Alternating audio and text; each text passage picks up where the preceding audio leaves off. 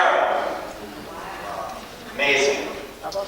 He's left the building, but I want to say Rachel and I and many others in this room represent a generation whose mother sang us to sleep with the beautiful words of Peter Yarrow. And that is so because we were instilled with this prophetic imagination that Reverend Barbara talked about. This hope that God's kingdom of justice actually could be realized on this earth. And David Goodman and Reverend Barbara. I'm keenly aware, as the newly appointed director of the Religious Action Center, that I'm the first director in its history that was not yet born when Dr. King and Rabbi Heschel marched in Selma.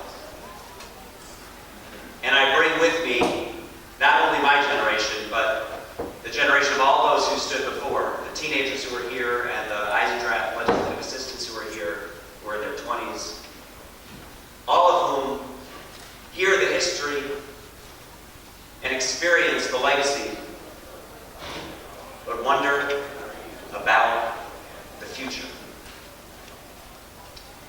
I had the privilege yesterday of being part of the congressional and presidential march across the bridge and felt an awesome sense of responsibility. And had the opportunity on Friday night to welcome Shabbat with 90 congresspeople and senators from across the country. And at that meal, which represented hundreds of people, several of whom were Jewish, I offered the opening prayer, and I asked all of the senators and congresspeople and all of the staff in the room who were Jewish to join me on the dais as we welcomed the Sabbath and said a Shafianu for the sacredness of the moment we were about to share together. And in bringing them forward, I reminded folks of the history that where there was Abernathy and where there was King, there was Heschel. Where there were activists from across the spectrum, there were Jews. Al Borsman, Rabbi Dick Hirsch, and so many, perhaps your relatives, people from your communities. And I said to them, and I say to you now, wherever people have struggled for civil rights and social justice, the Jews have marched together because for 5,000 years we have been the children of Israel, whose core story is we were freed from Egypt, and so we remember what it is to be slaves, and so we remember our legacy is to free the captive, to welcome the stranger, to love the widow and the orphan and the stranger. But I think about Andrew Goodman. I think about those who came down to Selma. And I think about the risk that they were taking. It seems very meaningful to me that this week as we were preparing for Selma, we were celebrating the festival of Purim. In fact, after I invited all of the Jewish representatives and senators to come up and join me as I exited the stage, Congresswoman Pelosi grabbed me and said, "Rabbi, my granddaughter was Esther this year for Purim. Does that count?" And I said to myself, what does it mean that the Democratic leader of the United States Congress wants to be counted as a Jew? What does that tell us about how far we've come? And I said, yes, Leader Pelosi, you can stand with us anytime.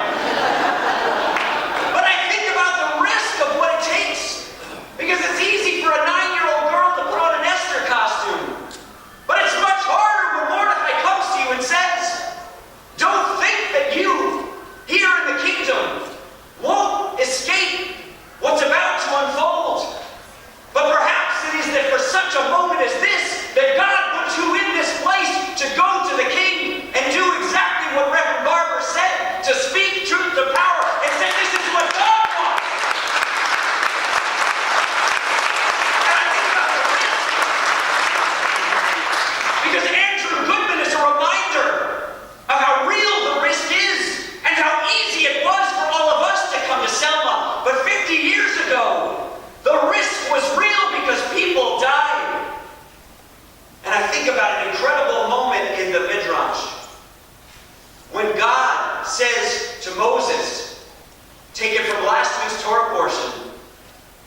Your children have rejected me with a golden calf, a false idol. I'm going to destroy them. And Moses realizes and says to himself, Hadavar hazeh talui bi. This thing, this potential destruction of my people, this catastrophe that's unfolding, talui bi, it hangs on me. And Moses rushed down from the mountain and intervened.